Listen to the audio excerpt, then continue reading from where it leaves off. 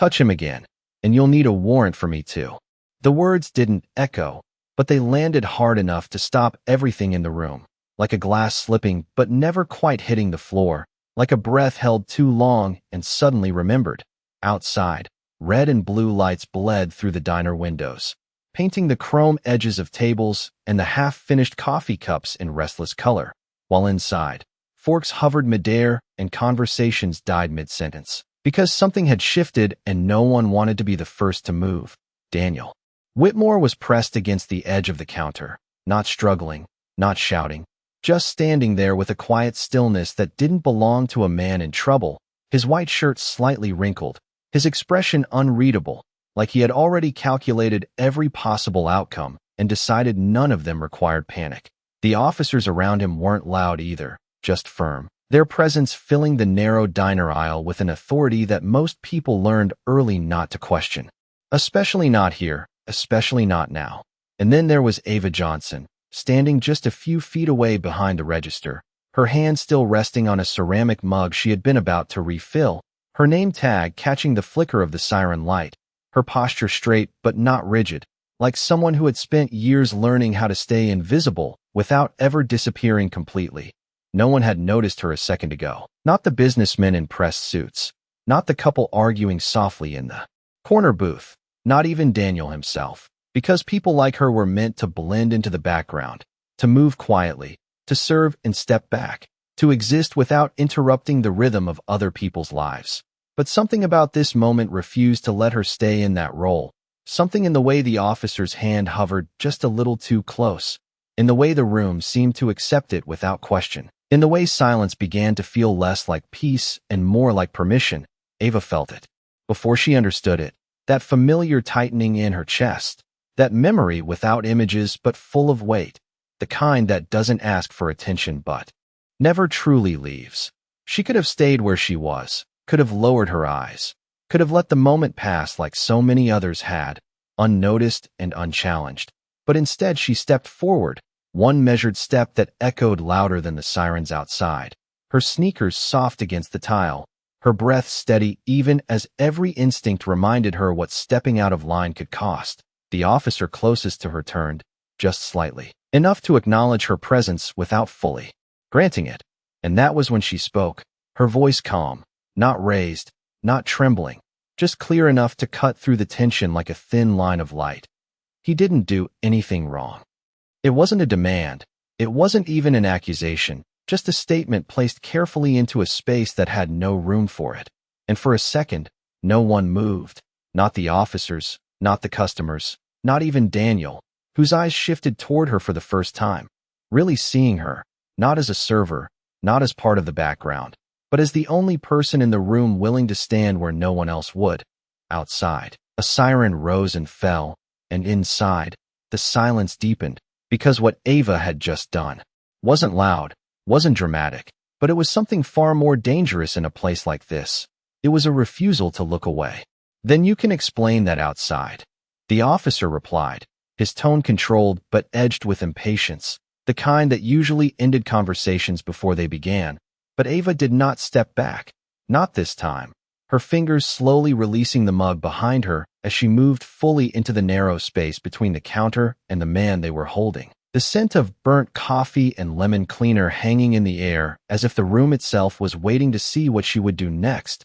She did not raise her voice. She did not point. She did not plead. She simply stood there, shoulders squared, eyes steady, as if she had decided something long before this moment ever arrived. "I saw everything," she said. Each word placed carefully, not rushed, not hesitant, just certain enough to make the nearest officer pause for half a second longer than he intended. Around them, the diner remained frozen. A waitress in the back still holding a tray mid-step, a man near the window lowering his phone just enough to pretend he was not recording. Everyone caught between curiosity and fear, because stepping in meant being seen, and being seen meant being remembered. Daniel Whitmore watched her now with a different kind of attention, not the distant awareness of someone accustomed to being served, but the focused stillness of someone recognizing a risk being taken on his behalf, his gaze steady, almost questioning, as if trying to understand why a stranger would choose this moment, this place, to stand where she did. Ava did not look at him. Not yet, because this was not about him. Not really. This was about something older, something deeper, something she had learned the hard way in rooms where her voice did not carry weight unless she gave it reason to. The officer shifted his stance, his grip loosening just slightly. Not enough to be noticed by most, but enough for Ava to see, and she stepped forward 1 more inch, closing the gap that no one else in the room had dared to cross. "He paid for his meal," she added, her tone still even, as if she were reciting something simple, something obvious, "and he asked to leave. That is all that happened." The words did not sound like a defense, they sounded like a fact, and facts, when spoken without fear, have a way of unsettling even the most controlled situations. The second officer glanced toward his partner, a silent exchange passing between them. Not agreement, not yet, but hesitation, the first crack in a scene that had felt predetermined just moments ago. Outside, the flashing lights continued their rhythm, but inside, the energy shifted, subtle but undeniable, like a current changing direction beneath still water.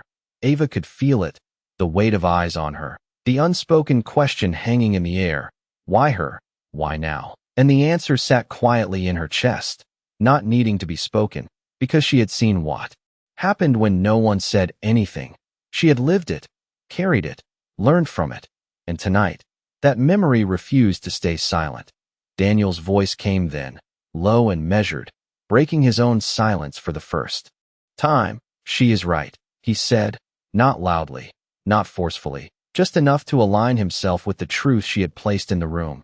And for a moment, everything balanced on that fragile edge between authority and accountability, between assumption and fact, between what was expected and what was actually happening.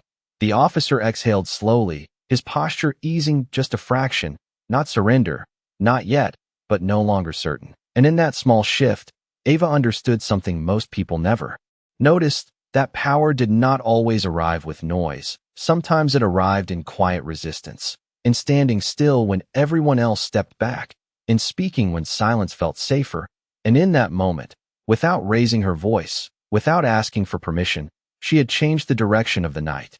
The silence did not break all at once, it unraveled slowly, like tension loosening thread by thread, and the first sign was not a word but a glance, the second officer shifting his weight, his eyes moving from Ava to Daniel and back again, as if recalculating something that no longer fit as neatly as before. "You were saying he did nothing that required intervention?" he asked, not accusing, not yet agreeing, just testing the ground beneath him. And Ava held that gaze without flinching, because she understood that this moment was no longer about volume. It was about consistency, about whether her calm could outlast their doubt.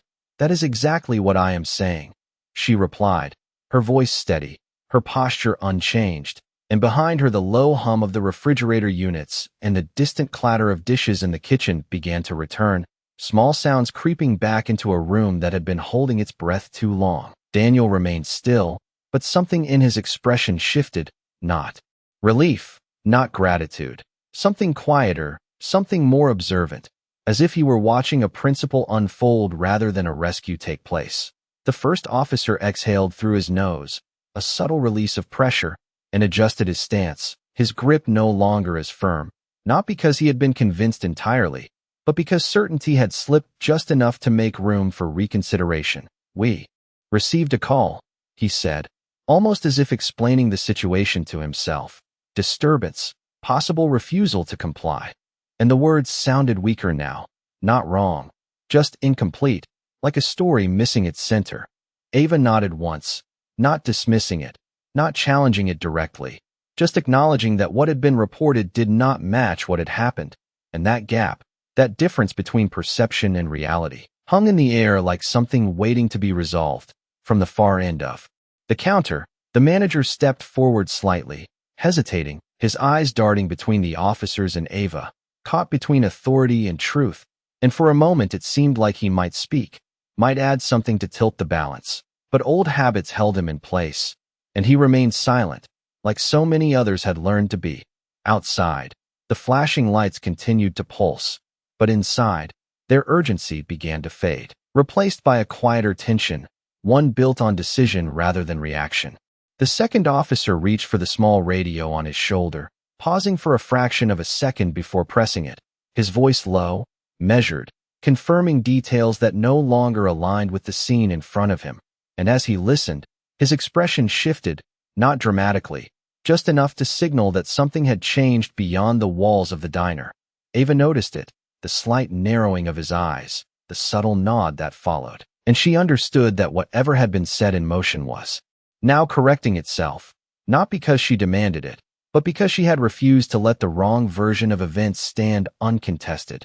Daniel finally moved, just a fraction, straightening his posture, his presence returning not with force, but with quiet clarity, like someone stepping back into a role he had never truly lost.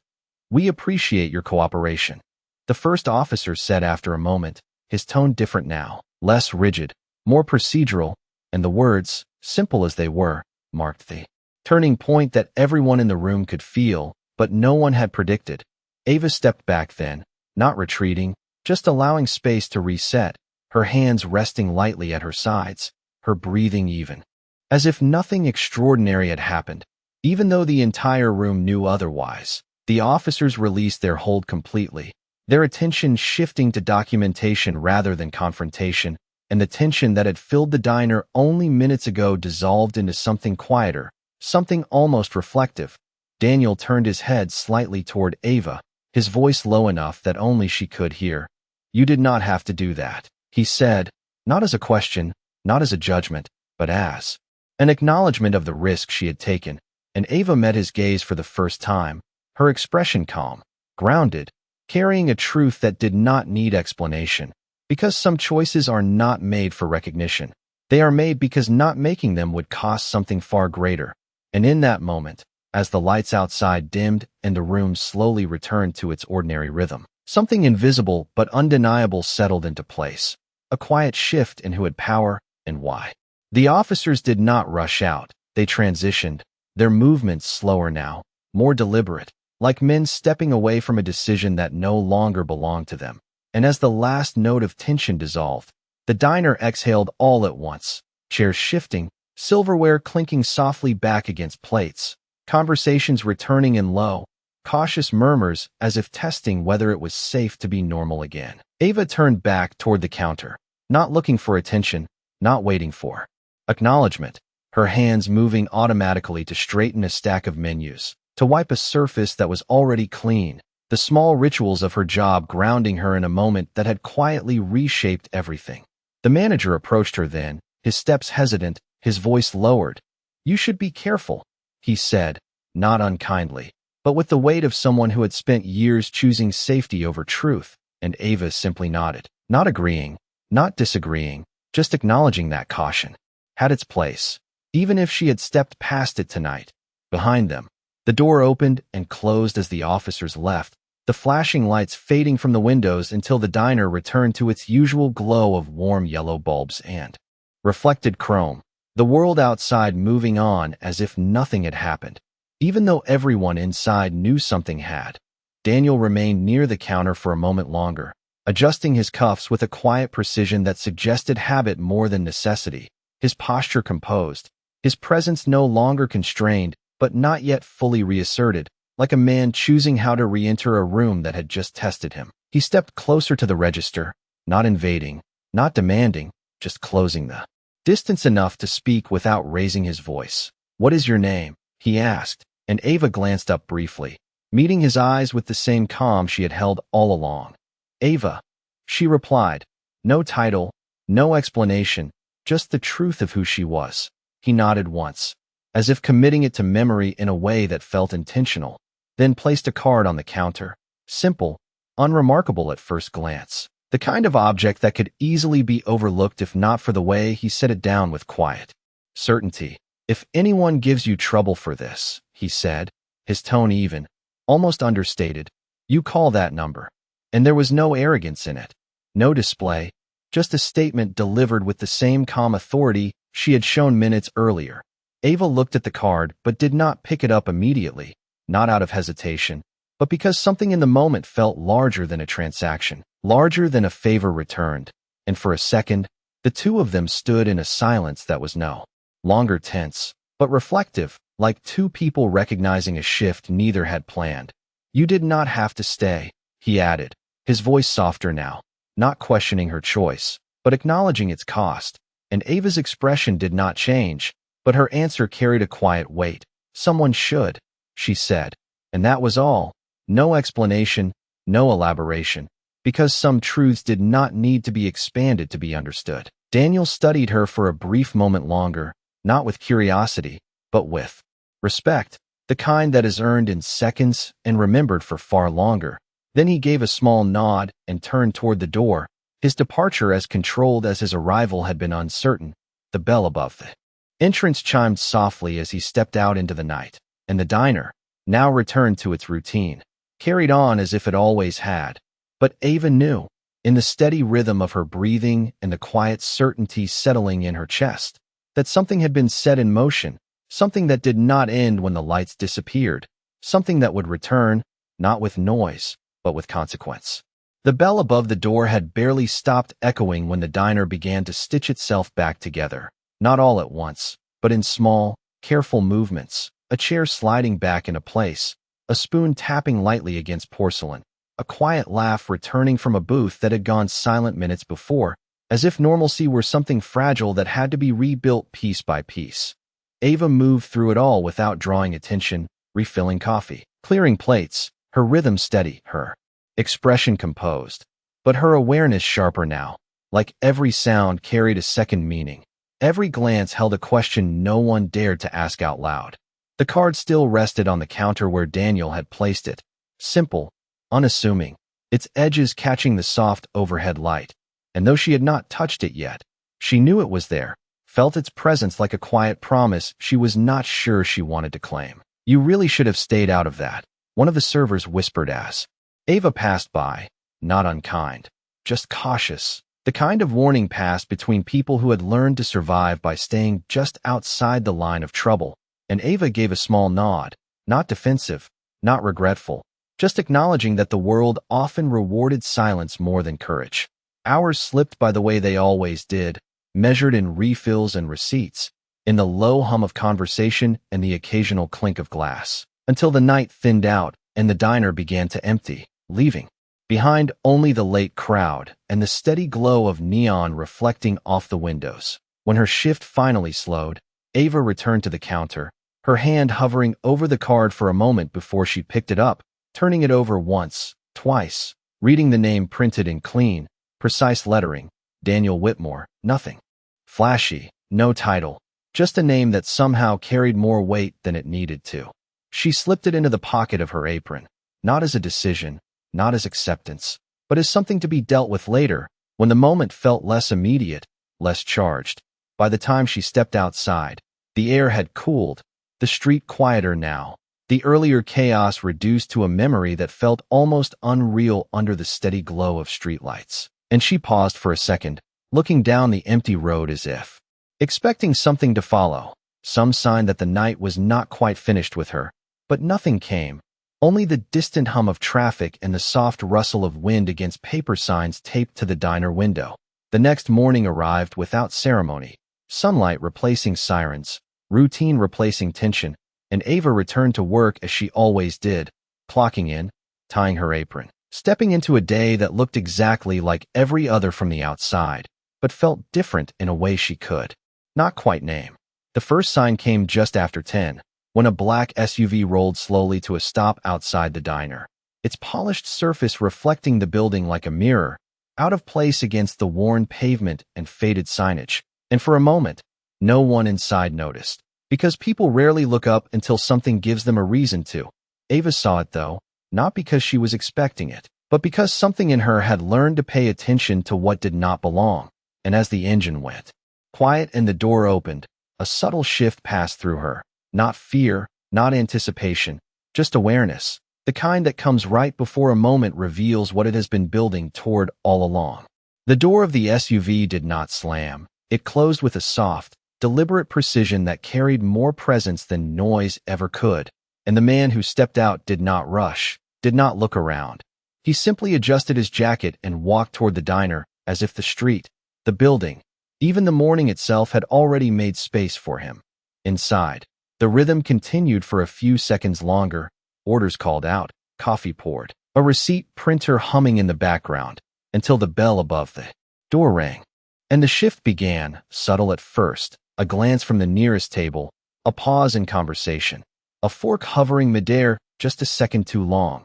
Ava was already moving toward the counter when she saw him.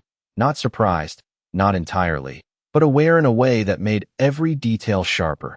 The way his shoes touched the floor without hesitation, the way his eyes moved across the room, not searching, just noticing, as if he had already decided what mattered before stepping inside.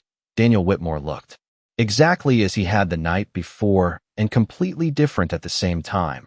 Not because of his clothes, not because of his posture, but because now there was no uncertainty around him, no question of control, just a quiet certainty that seemed to follow him like a second presence.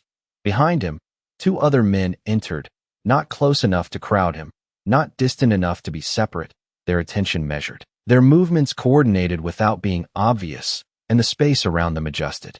Instinctively, customers straightening in their seats, the manager stepping out from the back with a sudden urgency he had not shown the night before. Ava reached the counter just as Daniel approached, her hands resting lightly on the surface, her expression calm, grounded, but her awareness tuned to every shift in the room, every reaction that rippled outward from his arrival.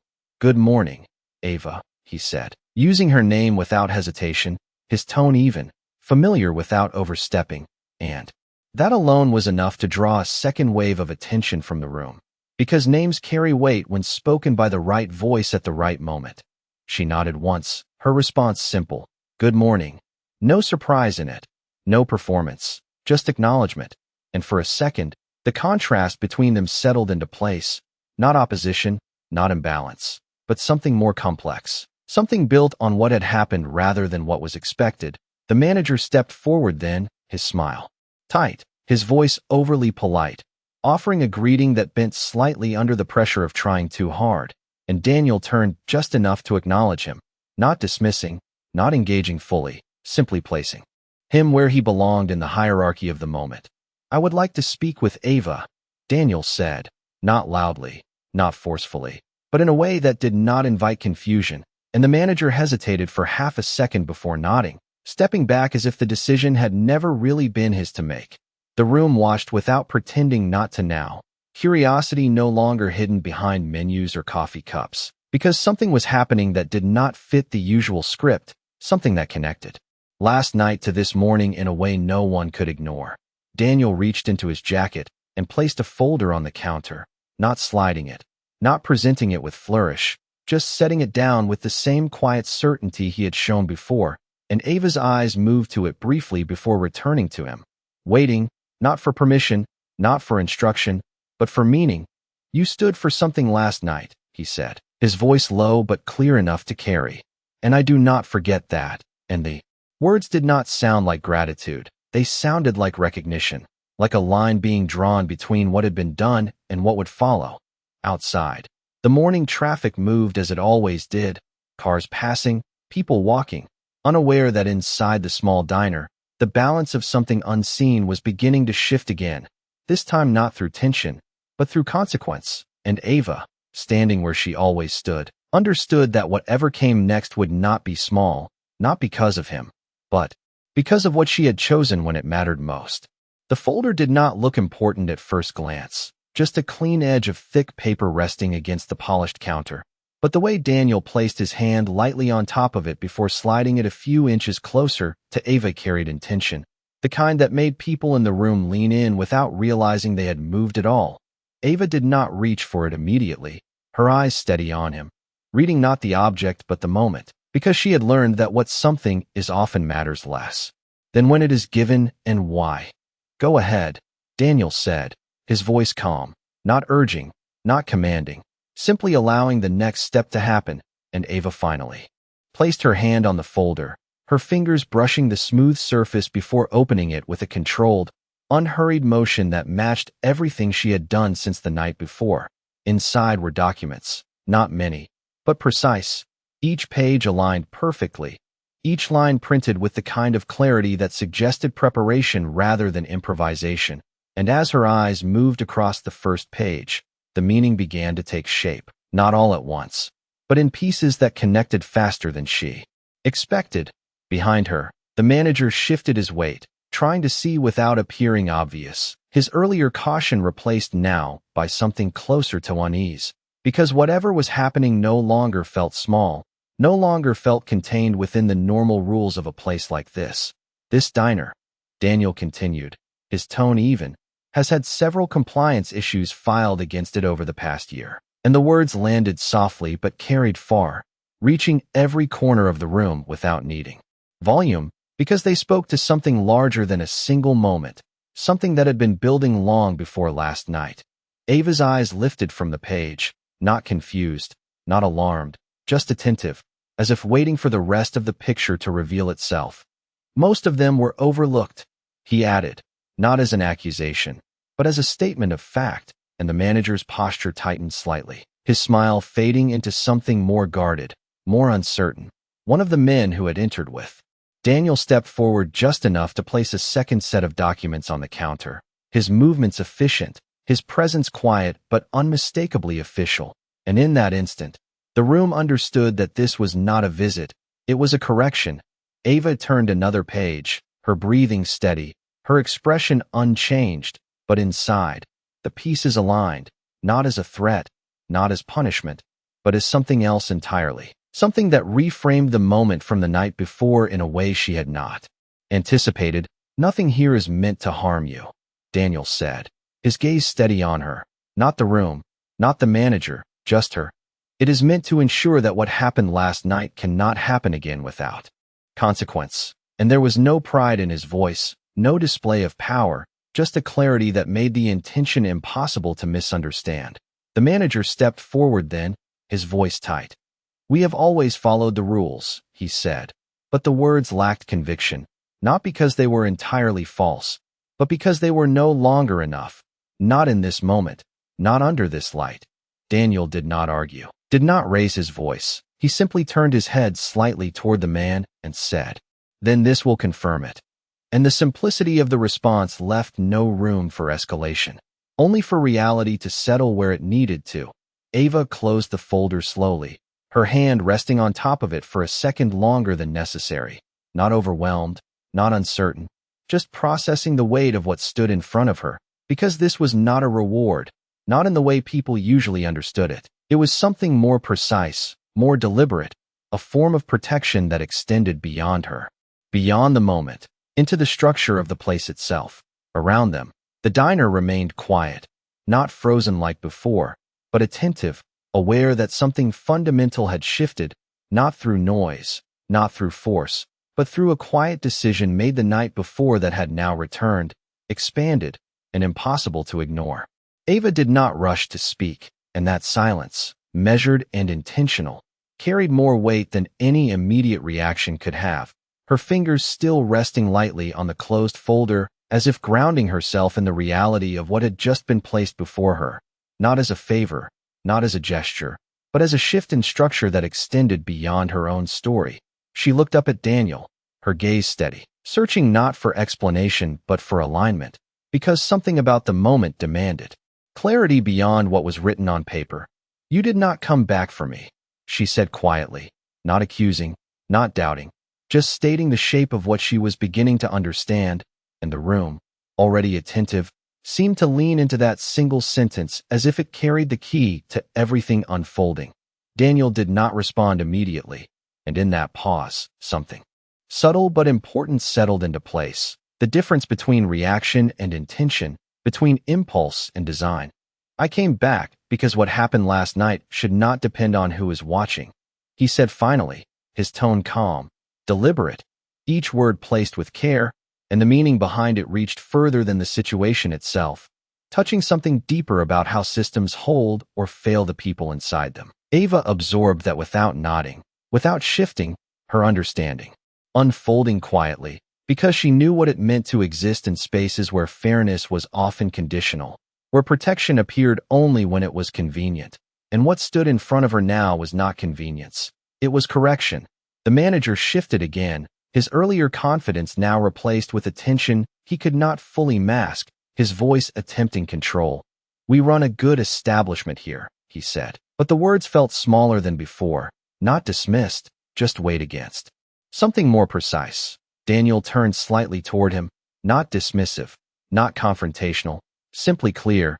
"Then this ensures it stays that way," he replied, and there was no argument left in that exchange, only the quiet authority of process replacing the uncertainty of assumption.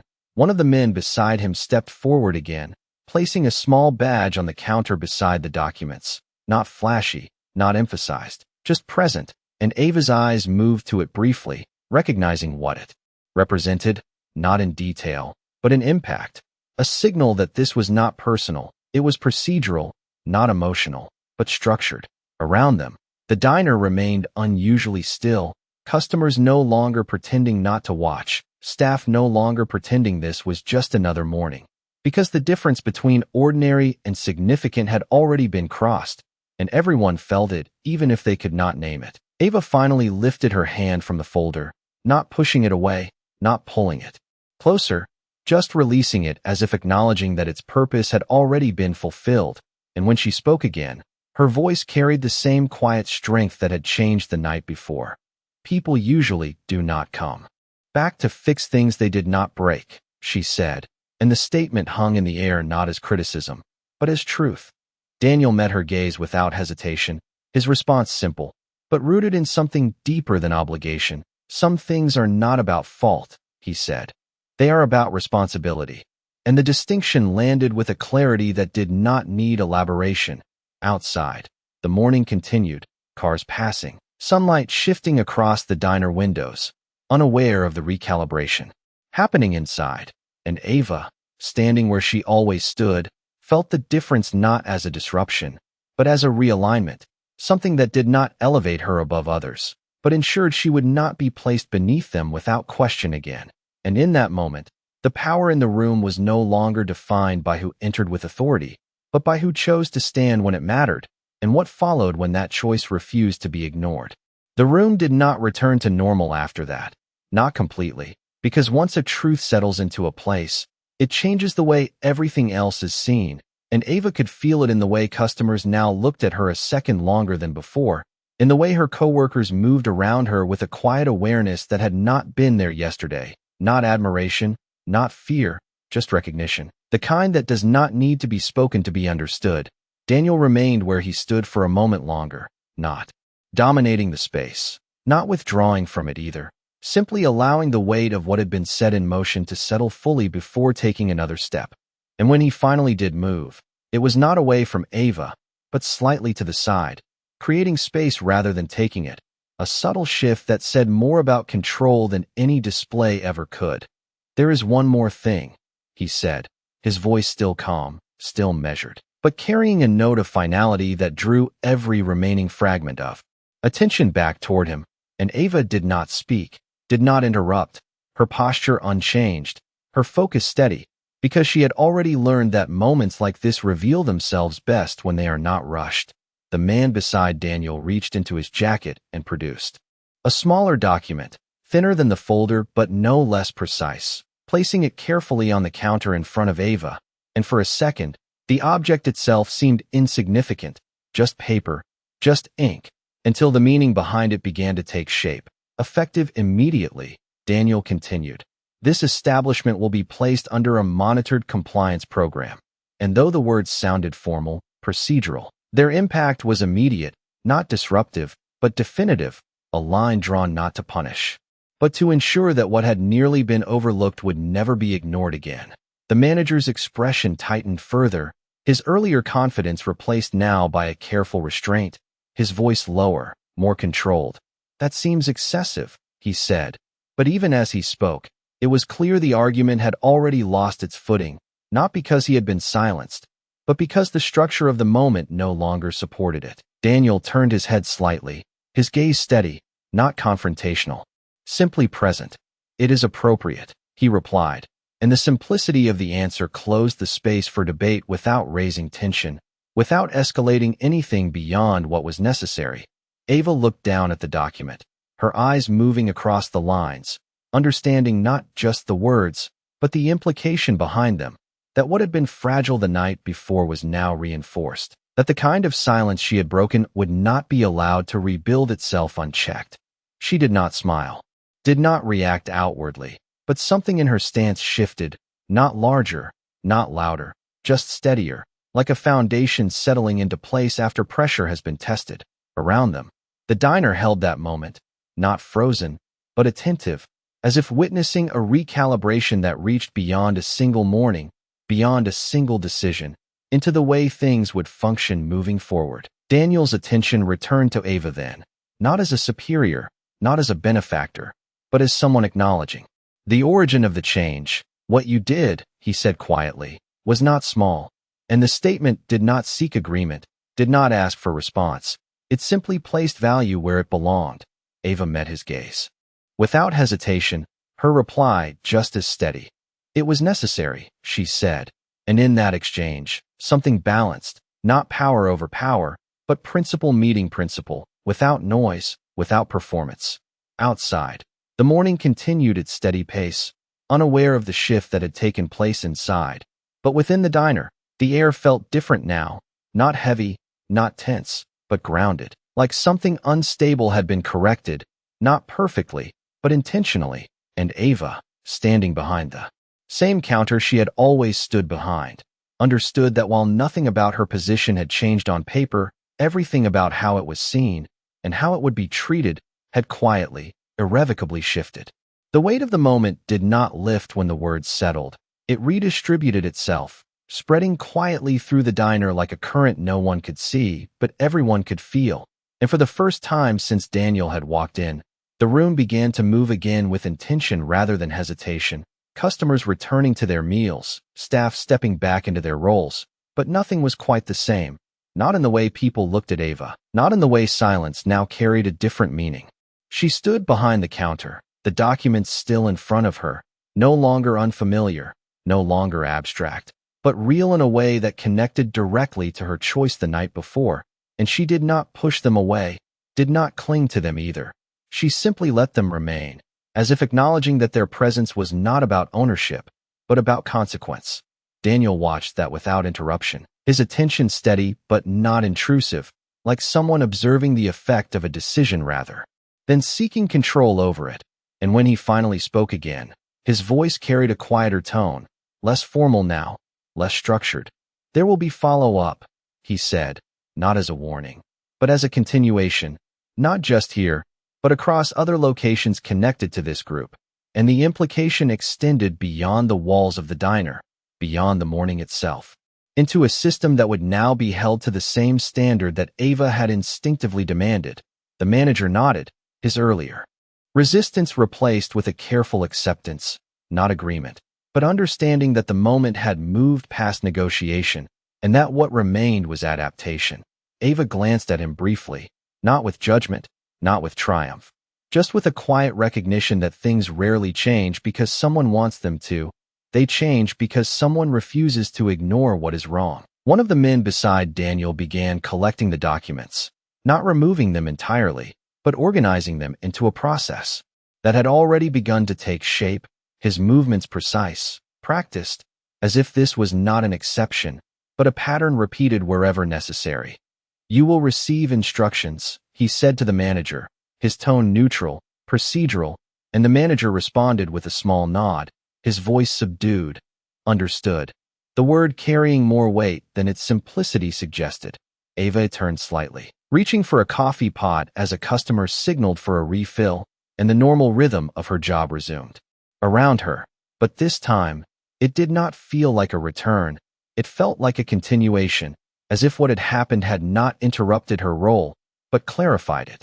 Daniel noticed that, the way she moved without hesitation, without seeking acknowledgement, and something in his expression shifted again, not surprise, not curiosity, but respect settling into place with quiet certainty. He stepped back then, creating distance not to leave the moment, but to allow it to stand on its own, independent of his presence. And as he did, the space between them changed, no longer defined by what he could offer, but by what she had already established. "If anything changes," he said, his voice low, directed only to her, "you know how to reach me." And this time, the statement felt less like an offer and more like a connection, not dependent, not transactional, just available. Ava met his gaze for a brief second. Her response simple, grounded. "I understand," she said, and that was enough, no more. Needed to be added, no further explanation required. The bell above the door rang again as Daniel turned to leave, the sound softer this time, less abrupt, as if the room itself had adjusted to the rhythm of his presence and departure. And outside, the SUV remained waiting, unchanged, a quiet reminder that the world beyond the diner operated on a scale most inside it never considered. But inside, something had shifted in a way that could not be reversed, not because of the documents, not because of Daniel, but because Ava had stepped forward when it mattered, and that single choice had moved through the system, reshaping it not with force, but with clarity, leaving behind a space where silence would no longer carry the same power it once did. The bell above the door faded into the background as Daniel stepped out, and for a moment, the diner held on to the echo of his presence like a room adjusting after a storm has passed, not damaged, but undeniably changed. Ava did not watch him leave, not fully, her attention returning instead to the counter, to the quiet rhythm of receipts printing and coffee pouring, because the moment had already given her what it needed to, and holding on to it would not make it any more real. Around her, the staff moved differently now, not dramatically, but noticeably, a subtle shift in posture, in tone, in the way they addressed her, as if something unspoken had been corrected, not announced, just understood. The manager lingered near the register longer than usual, his presence no longer distant, his voice more measured when he finally spoke. "If you need anything," he said, the sentence unfinished but clear enough. An offer that would not have existed yesterday, and Ava nodded once, not accepting it as a favor, but recognizing it as a change. The morning carried on, orders called, plates delivered, the ordinary details of the day unfolding with a new kind of steadiness. And Ava moved through it all with the same calm she had always carried. But now it was seen, not overlooked, not dismissed, just there, undeniable. Customers who had witnessed the earlier exchange spoke in quieter tones, some offering brief glances of acknowledgement, others simply watching her with a respect that did not need words, because sometimes what people choose to do when it matters becomes the only introduction they ever need. Hours passed, and the diner settled fully into its routine again. But beneath that routine, something remained, a structure that had been reinforced, a boundary that had been defined, not by policy alone, but by action. During a brief lull, Ava stepped into the back area, the hum of the kitchen replacing the softer sounds of the dining room. And for the first time since the morning began, she allowed herself a moment of stillness, leaning lightly against the counter, her breath steady, her thoughts clear, not overwhelmed, not uncertain, just aware of the weight of what had unfolded and how quietly it had reshaped the space around her. She reached into her apron pocket and felt the edge of the card Daniel had given her the night before, still there, still simple, and she pulled it out, looking at it again not as a question, but as a connection, something that existed because of a choice, not because of chance. She did not call, did not move to use it. She simply held it for a second longer before slipping it back into place, because she understood now that its value was not in immediate action, but in what it represented, a line that could be reached if needed, a support that did not demand itself. When she returned to the front, the light had shifted slightly through the windows, casting a softer tone across the tables, and everything looked the same, but felt different, like a place that had been seen more clearly than before. The manager caught her eye briefly and gave a small nod, not authoritative, not distant, just equal, and Ava returned it without hesitation, because whatever hierarchy had once defined that space had been quietly adjusted. And as she moved back into the flow of the day, carrying plates, refilling cups, meeting eyes that now met hers in return, it became clear that what had happened was not an interruption, not a rare exception, but a recalibration, one that would continue long after the memory of sirens and documents faded, because the real shift had not come from power alone. It had come from the moment someone chose to stand, and the system, whether it intended to or not, had learned to respond. The afternoon light stretched longer across the diner floor, softening the edges of chrome and glass. And with it came a quieter rhythm, one that carried less urgency but more awareness, as if the space itself had settled into a new understanding of how it functioned. Ava moved through her shift with the same steady pace, but now there was a difference in how each moment landed, not heavier, not lighter, just clearer, like every action had found its place within something more defined. The monitored program did not announce itself loudly, but its presence could be felt in subtle ways. A brief visit from a representative who spoke with the manager in measured tones near the entrance. A checklist quietly reviewed behind the counter. Small adjustments made not out of fear, but out of recognition that standards were no longer optional. They were expected.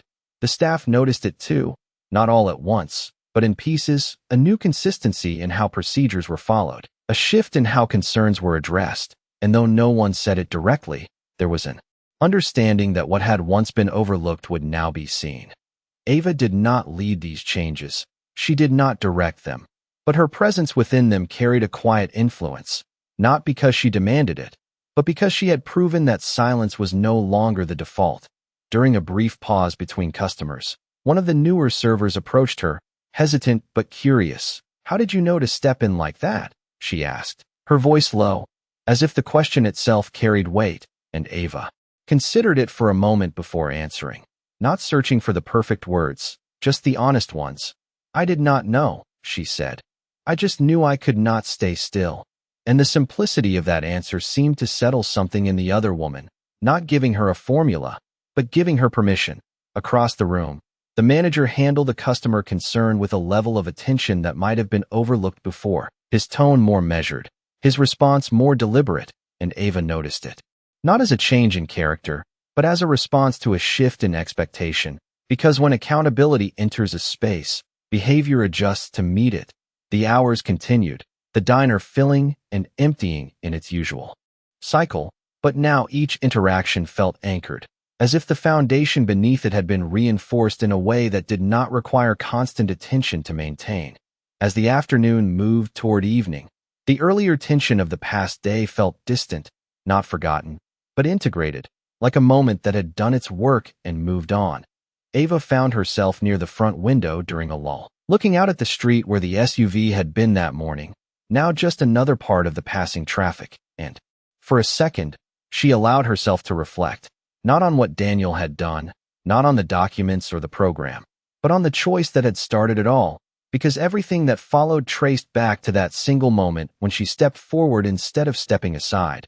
She did not feel elevated by it, did not feel different in a way that set her apart, but she did feel grounded, more certain of where she stood and why. And that certainty carried into everything she did, not as confidence, meant to be seen, but as clarity that did not need to be questioned. When she returned to the counter, the diner continued around her, steady, familiar, but now aligned in a way it had not been before, and though no announcement had been made, no declaration spoken, the change was there, woven into the rhythm of the place, held not by power alone, but by the simple truth that when someone chooses to stand, even quietly, the world around them has no choice but to respond. The evening settled gently over the diner, not with a dramatic shift, but with a quiet dimming of light that softened every surface and slowed every movement. And as the day drew to a close, the rhythm of the place felt steadier than it had the night before, not because nothing had happened, but because something had been resolved. Ava moved behind the counter with the same calm precision, her steps measured, her voice even. But now there was a presence in the way she carried herself that did not ask for recognition and did not need to, because it had already been established in the only way that mattered. The customers who filtered in and out did not know the full story, not all of it, but they sensed enough to treat the space with a different kind of awareness, a quiet respect that settled into the tone of their conversations and the way they met her eyes when she spoke.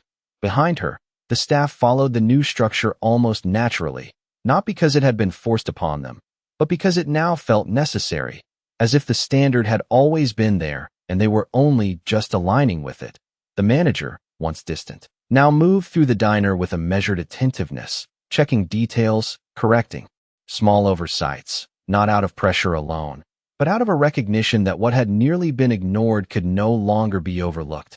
Ava noticed it all, not as something owed to her, but as something earned by the moment she had chosen not to step back, and she carried that understanding quietly, letting it shape her actions without defining her identity. As the final hour of her shift approached, the diner grew quieter, the steady hum of conversation fading into the background, replaced by the soft sounds of closing routines, chairs being adjusted, counters wiped, lights dimmed one section at a time. Ava stepped outside for a brief moment, the cool air settling around her, the street calm under the glow of overhead lamps, and for a second, she stood still, not thinking about the past day as a sequence of events, but as a single line drawn through time, one that began with a choice and extended into everything that followed. She reached into her pocket again, feeling the card, without taking it out, not needing to see it to understand what it meant, because its value had already been proven not in what it offered, but in what it represented. Inside, the diner continued its quiet transition into night, a place that looked the same as it always had, but now held a different kind of balance, one shaped not by who held authority, but by who had the courage to act when it mattered. Ava turned back toward the door, stepping inside with the same steady movement she had always carried.